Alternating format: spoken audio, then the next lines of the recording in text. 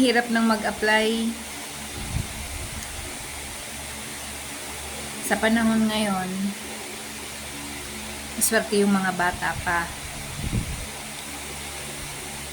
Kaya sa mga may work, mahalin nyo po yung work nyo, pero wag naman yung mahalin nyo na mawawalan ng pagpapahalaga yung sarili nyo sa inyong kalusugan at sa mental health. Importante pa din yung sarili natin kahit ano pa mang laki ng sasahurin natin sa isang trabaho.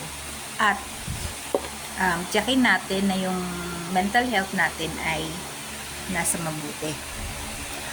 Ayun, kagagaling ko lang po sa isang interview and mukhang hindi ko po alam, ipinapagpasa Diyos ko na lang po yung desisyon kasi most of the companies sa maraming interviews na napuntahan ko, na na-applyan ko,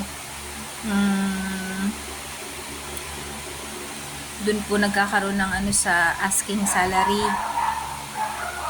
And pag nag-offer sila ng mas mababa, so definitely sila ang mananalo. And sa dami ng mga new nurses today, nowadays, sa daming mga nakapasa, so they would prefer the newly grad, the newly board passers, na kung saan they will accept yung pong salary na nila, ibibigay nila. Siyempre po kasi hindi po sasabihin na mapili ka sa trabaho. Hindi po yun sa mapili. Kailangan po kasi alangan naman po tatanggap ka ng 18K na salary. Nowadays po, kung halimbawa ikaw po yung mamamasahe, siyempre po alangan naman, siyempre kakain ka.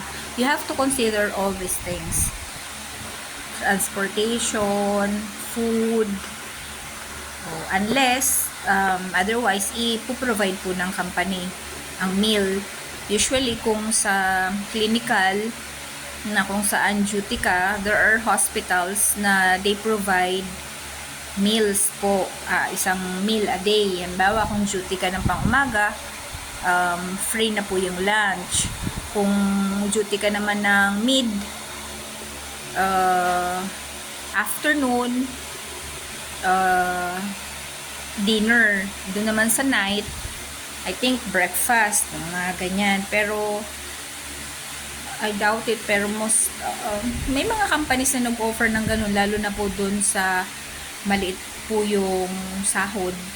Kumbaga i-compensate nila sa ibang halimbawa benefits na kung saan magbibigay sila ng free food. Kaya yun, kaya sobrang init pa naman ng panahon. Kaya napahalo-halo po. Nilibre po ako ni Zed ng halo-halo. Hirap.